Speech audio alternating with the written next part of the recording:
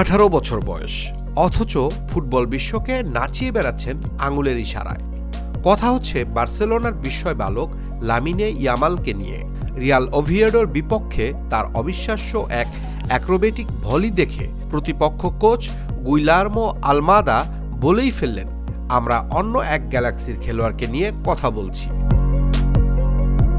গতকাল Spotify camp নুতে বৃষ্টির রাতে জ্বলে উঠল বার্সেলোনা।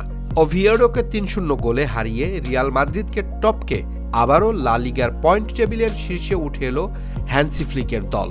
ম্যাচের শুরুটা কিছুটা ধীরগতির হলেও দ্বিতীয়ার্ধে বার্সা ছিল অপ্রতিরোধ্য। দানি ওলমো এবং ইনফর্ম রাফিনহার গোলে 2-0 ব্যবধানে এগিয়ে যায় স্বাগতিকরা। রাফিনহার এটি শেষ 10 ম্যাচে 9ম গোল। তবে 73 মিনিটে যা ঘটল তা ছিল জাদুকরী। বক্সের ভেতর দানি ওলমোর ক্রস থেকে ইয়ামাল যে ভলিটি করলেন তা স্টেডিয়ামের দর্শকদের স্তম্ভিত করে দেয়।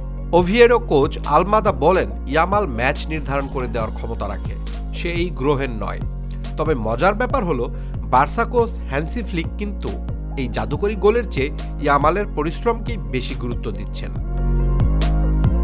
ম্যাচ শেষে ফ্লিক বলেন, ইয়ামালের তৃতীয় গোলটি দর্শকরা পছন্দ করবেন এটাই স্বাভাবিক, কিন্তু আমার কাছে প্রথম গোলের সময় তার প্রেসিংটাই ছিল সবচেয়ে গুরুত্বপূর্ণ। সে যেভাবে বল কেড়ে নিয়ে ওলমোকে গোল করার সুযোগ করে দিয়েছে দলের জয়ের জন্য, সেটাই আসল চাবিকাঠি। সোসিয়েদাদের কাছে হারার পর এই জয় বার্সাকে নতুন করে আত্মবিশ্বাস জোগালো। লা লিগার শীর্ষস্থান পুনরুদ্ধার করে বার্সার চোখ এখন চ্যাম্পিয়ন্স লিগে। আগামী বুধবার কোপেনহেগেনে মুখোমুখি হবে তারা। ইয়ামালের এই ফর্ম কি ইউরোপ সেরার মঞ্চেও বজায় থাকবে?